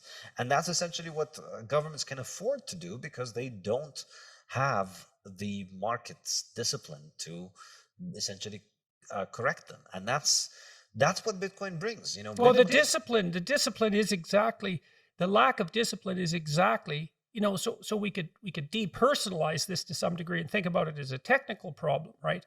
Is that as you stack up intermediaries between the producer and the consumer, because the signal is degraded, the responses aren't going to be accurate reflections of what's necessary in the environment. And that's sort of ideologically agnostic. What you derive from that is you want to set up systems where those intermediaries don't exist, because then the signal isn't corrupted and we can act properly in concert with the dictates of the genuine environment. Yes, exactly. And in fact, I begin the second section of my Fiat Standard books called Fiat Life. It begins with this idea that all living things face this natural order of the world in which they need to produce more than they consume in order to survive. There's just every cell, every animal, every plant needs to do this. They're constantly working. Or they die. Or they die, exactly. And the only exception to this is essentially the fiat human. Because they don't need to produce, because they can just live off the money printing that comes from them from above. And so I think we've had an enormous section of the population that is not used to the concept of productive work. It's destroyed the concept of the moral imperative of work as service to others, when you take away the fact that work is also the only way to eat. When work becomes optional, it becomes much easier to philosophize it away and philosophize duty and responsibility away. And that's, I think, what fiat does. And you combine that with the fact that it raises time preference, because it discourages provision for the future, and it discourages people to think a lot of the future. And you can see that a lot of the problems, a lot of the pathologies of the 20th century, I think, have their root in highly inflationary fiat currency. A couple of objections to Bitcoin, let's say. It's not easily usable. Like, I can't just go to the store and buy something with Bitcoin. It's not easy. And I don't see that improving very radically. Now, maybe it's a store of value and there will be systems built on top of it that make those sorts of transactions possible. So, but maybe you could address that. You just brushed over the issue of the multiplicity of cryptocurrencies, but you made a very telling statement there, which was, you said all of them, people have tried to make Bitcoin variants and they all failed. All the other cryptocurrencies are more like companies, and so they have someone centrally involved. And so why are people like Elon Musk, for example, interested in coins like, it's the Dogecoin? Is that do only good every day coin? Is that it? And it was sort of a parody coin to begin with, as far as my limited understanding enables me to. So Bitcoin isn't that usable. That's a problem. Why shouldn't we just be skeptical of cryptocurrency as such, given the multiplicity of cryptocurrencies? So, Yeah, so in terms of the usability, I think the reason that you don't use Bitcoin currently to buy things from your shop is not the technological use issue. It's simply the liquidity issue. It's the fact that for the vast majority of people right now, well, overall, the money balances over the world, Bitcoin constitutes somewhere in the range of 1% of the world's money balances. So the odds that you are going to be trading with somebody who has enough Bitcoin that they are willing to take the other end of the trade, let's say you want to buy a sandwich and they're willing to accept some extra Bitcoin to add it onto their balance sheet, is very low, because most people have zero Bitcoin and most people haven't heard of Bitcoin. So it's still very early. So that problem is in my mind is just an issue of liquidity. It's not an issue of interface or usership. You don't know how your refrigerator works, your car. A lot of machines, we have no idea how they work, but you know how to operate them. And so Bitcoin is like that. And we saw in El Salvador, now McDonald's and Starbucks are accepting Bitcoin. It's just there is a very easy way to do it. In El Salvador? In El Salvador, yeah. Why? So it was announced as a national currency, as legal tender in Salvador. In fact, we're recording just one day after that law went into effect. So now El Salvador has two official currencies, the US dollar and Bitcoin. They used to run on... And why did they do that? It's an interesting move from the president of El Salvador. I think... yeah, it's a radical move. It's amazing. I can't believe it.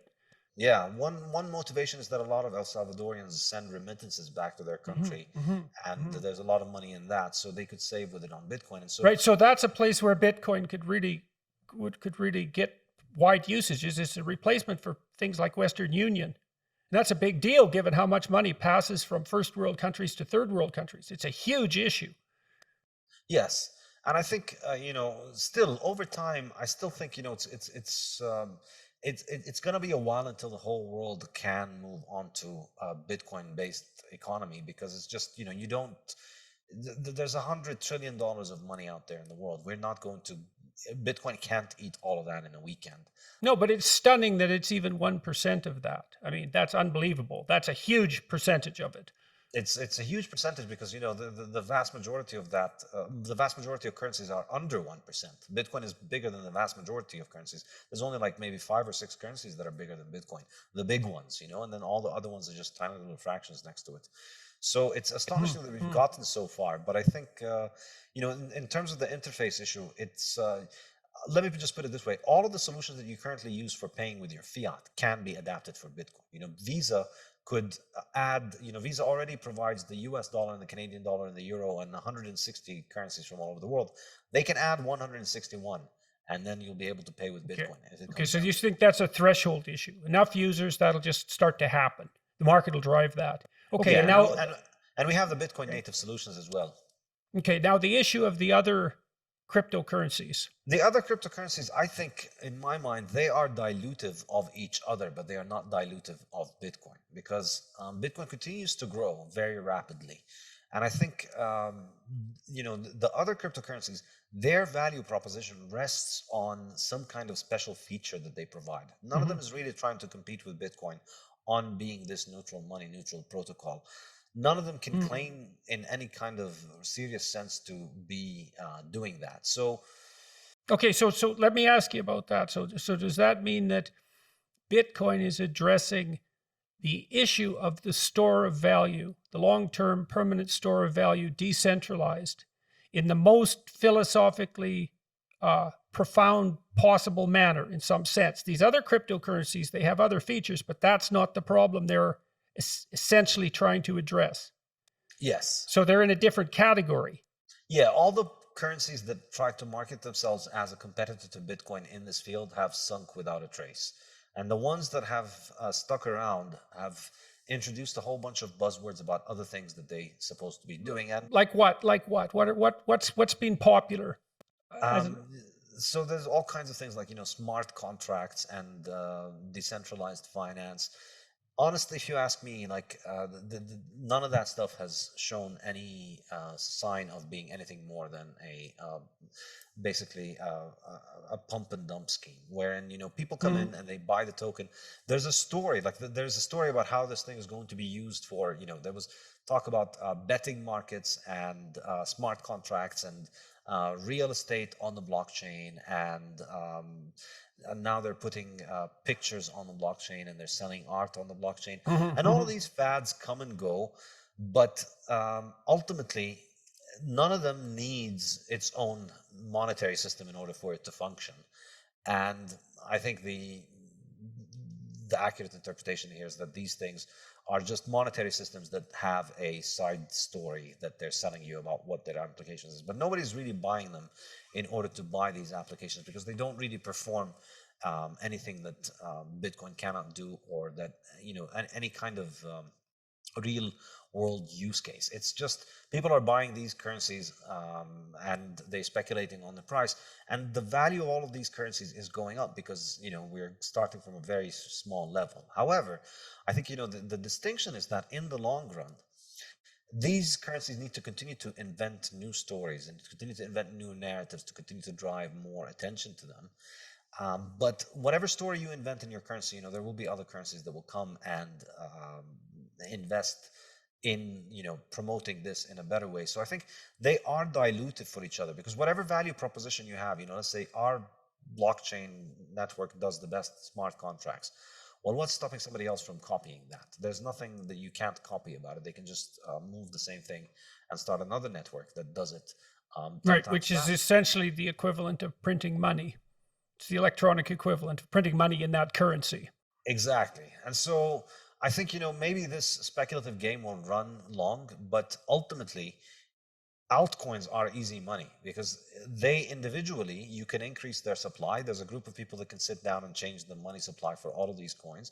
And that's the case with, the second biggest currency after Bitcoin. They've changed their monetary policy 6 times maybe since creation. And that's which platform? Ethereum. Right. And yeah. So they've changed the monetary supply. So they could change it in any case. And, if anything tells us is that there's always reasons why you want to print money. So there will come times in which you're going to need to print money, and there will be pressure. And they did go through a case where, somebody hacked somebody hacked one of their contracts, took a lot of money out of it from the people that were pretty influential in it, and they did roll it back. They effectively essentially ran an admin move where they froze everybody's account. Well, not exactly froze, but they reversed the transactions in order to secure their own. They reset the day. Exactly. So that's the best competitor when it comes to Bitcoin. So none of them can really establish the scarcity. So for me, in the long run, I would not recommend. I don't feel comfortable recommending any of this. Of course, you could make money in the short run. There's a lot of fluctuation. But in the long run, these things continue to make more, and the supply continues to increase, and you need a base of people that continue to hold them for the long run in order for the value to stay in them. And I don't see any compelling narrative for people to want to store serious value in these currencies in the long run, and I don't see that they could trust it because of the fact that it can be increased. And I think it individually can be increased, but collectively, all of them, you're constantly making new currencies that trading on this novelty. So the market for novelty, the demand for novelty, even if it's larger than the demand for the store of value of Bitcoin, is getting dissipated at all of the extra inflation of all these novelty coins that are being added every year. And I don't pay much attention to this world, because in my mind, I've paid enough attention and seen the patterns, which is that it's these stories are generally there to sell the story of the currency that exists there. But I think Bitcoin is really all you need. Bitcoin is the one that I can trust will be there in 10 years, in 15, and 20, and 50. Okay. So let me ask you about one more thing. I want you to talk about your online learning platform and why you built that, why you're doing that, what you think the implications are, what you offer people, what that means for the future of education, let's say, why you aren't in the traditional university system. I know that's a lot, but I do really want to hear what you have to say about it. I was in the traditional university system, but the internet changes everything, and toward the time when I started learning about Bitcoin, it really changed the way that I think about the world, and gave me an understanding of the power of technology and the power of innovation and the power of the internet. And I started realizing just the limitation of the physical university model, which is you're stuck in a small classroom with students. Many of them are there just because they want the credentials, not for the actual learning. And the economics of it are not very good, because the students pay a lot of money and the professors don't get paid a lot of money, and then a lot of money gets lost in the middle in the gigantic bureaucracy, which expands way faster than the faculty, and continually undermines the power of the faculty, with the faculty's own what would you call, they're concentrating on the research and they're politically naive, and their power gets inflated away to a tremendous degree every year. I've warned my colleagues about this sort of thing continually when I was a faculty member, and they never paid attention. I said, you just have no idea what you're giving away. And well, okay, so and I've had the same experience as you, I think. I mean, I've had a lot of health problems recently, but I was thinking about going back to the university. I've resigned from the University of Toronto, my original position. I'm a professor emeritus now, but I thought, if I'm well enough to go back to the university and teach, I'm well enough to teach on the net. And if I teach on the net, I can talk to people like you every day. I never have to teach the same course twice. I can learn while I'm teaching. And I can teach to like 500,000 to 1 million people continually. So why in the world, with no administrative overhead whatsoever, direct to consumer? Exactly. So that was really it. And for me, I think the most frustrating part of academia is the peer-reviewed journal nonsense. It's just an enormously frustrating ritual where you need... That's the grant writing system is worse. Yeah, well, in my defense, I never went that far. I could never get myself to write. Well, the typical researcher in the United States in particular, you get big grants in the US, but they're impossible to get. Whereas in Canada, you get small grants. And if you do a grant proposal properly, you probably get a grant, small. But in the States, the typical scientist spends 40% of his or her time writing grant proposals. And that is not what they're good at. Like, that's not the same as being an entrepreneurial researcher. It isn't the same skill set at all. Yeah, and then you don't get the grants. Yeah, and in particular, teaching is massively, massively undervalued in the modern university. Your university hires you mostly for how many publications you can get. No. Now it hires you mostly for the quality of your diversity statement. No, I'm not kidding. This is really happening in California. God, no, but not research now. It's literally the case that in the UC systems, the diversity statement, which is just something that crept in, say, 5-6 years ago, you have to provide a diversity statement along with your research statement, that has more weight with regards to the hiring procedure than the research history and teaching. Well, it's like, who cares about the damn undergraduates, right? So yeah. Yeah, Fiat education is another chapter in the Fiat Standard, where I take my experience from the university world, where essentially, again, it's the same story. The financing doesn't come from the customers, for the students, whether it's at the university or school level, it comes from above. And so the bureaucracy is optimized for sucking more money from above. And it essentially uses the students as the props to do that. In fact, universities get a lot of money, a lot more money from governments, directly or indirectly. Governments subsidize the loans for the students, so even student money is effectively government money. And so they're optimized and focusing on kissing the hand that feeds them, and that's why the university is becoming so politicized. It's also part of Fiat disease. It's not the case when it's not how universities functioned under the gold standard. They had far more integrity because the money had integrity, and so the only way that you could get your university to have money was to teach people useful things so that they would be happy and they would tell their friends to go to that university and they would donate money. But this kind of cycle is breaking now, and that's why we see so many God, even the Economist, miracle of miracles, has published articles in the last month pointing out that the politicization of the university campus which is something that I've been observing for like 20 years and have been warning people about, is having these massive downstream consequences throughout society. It's like, and that's definitely the case. And so why is that politicization occurring? So Exactly. And so for me, I wanted to just, it was like, Bitcoin, like Uber, it's a sidestep the entire monster and figure out what is the essence of what it is that I'm good at. I like to teach. I enjoy teaching. So I'm going to build a website, and I'm going to, writing the Bitcoin Standard was what allowed me the courage to take this move, and I regret not doing it earlier. But once I had a little bit of a global audience that I could follow, I could teach many more students that I could teach in a physical classroom. Mhm. They were much more interested.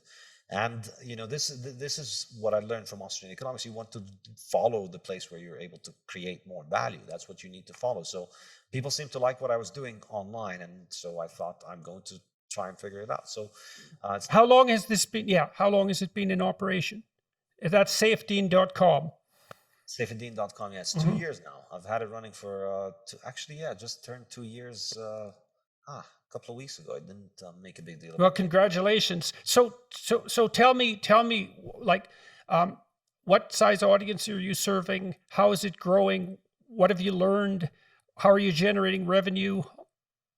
The first couple of years I've focused on building rather than getting a bigger audience. I've made it a little bit more, it's mainly focused on, my audience on Twitter. They're the ones who sign up. I haven't promoted it widely. I haven't done any advertisement. I haven't raised funds. I've been focused for the first couple of years on just learning how to do the courses online and to putting the courses online and focusing on the topic itself, how to make an actual online course rather than marketing this and growing it, and also writing my 2 books. So it's like the platform for me to intellectually stimulate myself and discuss things with students as I write the book. It was enormously valuable for me to writing the book. And it's, I remember in the university, the teaching process is something that gives you the ideas for writing. And I wanted to make sure that I had that as I left the university. I didn't want to just write. I wanted to have seminars where I discuss things. So I have 2 live seminars every week with members of Saifedean.com. Twice a week we get together and we discuss my books, my work, my courses, Bitcoin in general, Austrian economics, and all kinds of other issues. And so now it's a little bit, it's being done on a smaller scale as I was focusing on the courses and the books. The plan is, starting next year, I'm going to start hopefully expanding the operation as I have my books completed and my next 2 books. I'm also writing an economics textbook as well. So, the next problem to solve for the decentralization of education, I've been thinking about this for a long time, as it's possible to learn more and more online, is accreditation is where all the value is, all of it. And I've talked to many wise academics, like seriously wise academics, who know perfectly well that there's almost zero financial utility in the knowledge that universities are dispensing to students. It's not zero, but it's low. But there's tremendous residual value in the accreditation. So the next big revolution is going to be the decentralization, hopefully, the decentralization of accreditation, so that there's a way of providing verifiable accreditation. So I've been thinking about that. So to some degree, so you can imagine something like a set of exams where only 10% of the people who take them pass, or maybe it's 20%, that's bronze, 10%, that's silver, 5%, that's gold. You can retake the exams multiple times, but you keep it scarce. And so the accreditation, there's tremendous economic value in the decentralization of educational accreditation, because the content is going to be provided, right, by people like you, perhaps by people like me. That's going to just keep happening. And that's going to find its own market. So I don't know how that problem might be solved, but. Yeah, the way that I solved it in my first 2 years was that I just told people, I'm going to only give knowledge. I'm not going to do any kind of accreditation. Right. Yeah.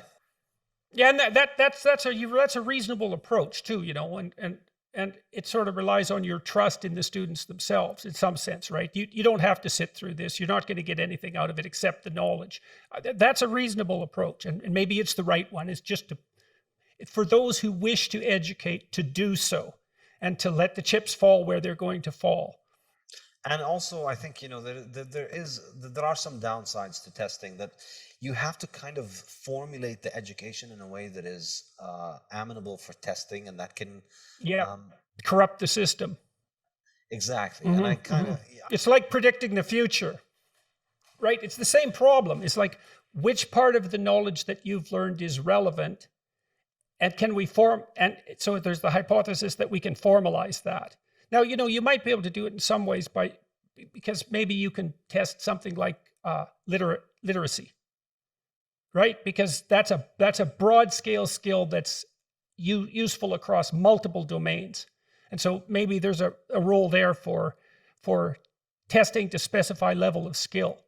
But it gets much more difficult in other areas. So that's partly why the accreditation problem is a real tough one to solve, to do it properly.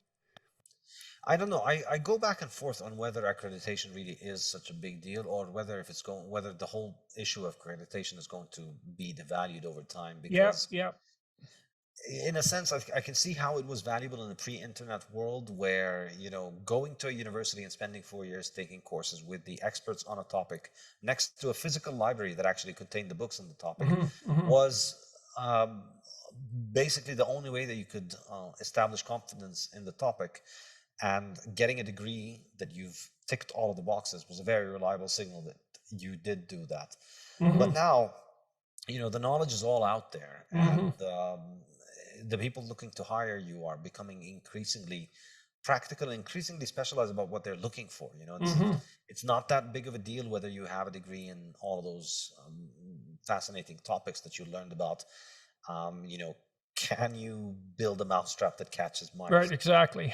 So that might mean that the accreditation problem is actually downloaded to the people who consume the students, so to speak, right? So and that's the people who are doing the hiring. I mean, the hiring people have a tough job, and they were using accreditation as a shortcut to doing their job properly, relying on the institutional validity of the universities to select the proper students. And universities were basically doing that on the basis of making it difficult to get into the universities, and by proxy selecting people who had high levels of G, fluid intelligence. So basically, and it's becoming less and less valuable as a signal as knowledge becomes available everywhere. You don't need to go to a physical library, and you don't need to be next to the professor. You can download the lectures online, and you can discuss things with students online. You can recreate the entire university experience online, basically. Now, is it as fun as going onto a campus? Well, no, but when you think about the difference in costs, you could learn an entire undergraduate degree for a couple of $100 online. Think about all the extra money that you save and all the extra time that you save, and then think about how much fun you could have with that. That's when it becomes a fair comparison, I think. Well, look, that was great. I learned a tremendous amount. You really made me think. You cleared up a lot of the questions I had about cryptocurrency and about Bitcoin. I understand how it functions better. Some of it was absolutely fascinating, like that idea that you can monetize energy production in areas that wouldn't be able to ship the electricity to market. That's absolutely mind-boggling. It'll take me like 5 years to think that through. And it seems to completely contradict the idea that Bitcoin is a waste of the world's resources, right? It's a complete opposite if this monetization idea is actually true. So that's really, really, really interesting. So yeah, that was great. I'd like to talk to you again at some point. So we'll see how people respond to this and what sort of questions they have and what sort of things they might like us to discuss. But I really enjoyed the conversation. So thanks a lot for all that. And good luck with your book, your new book. So that new book, so everyone remembers, the two books are the Bitcoin Standard and the Fiat Standard. And you're going to learn a lot by reading those books, an awful lot. I learned a lot about the Austrian School of Economics too, and about its fundamental philosophical differences and that was really useful to me as well. So lots of pieces fell into place. The sign of a good conversation when that happens. So thank you. Thank you very much. It was an absolute pleasure as well. I enjoyed talking to you very much, and I hope we do it again. Mm-hmm. Mm-hmm.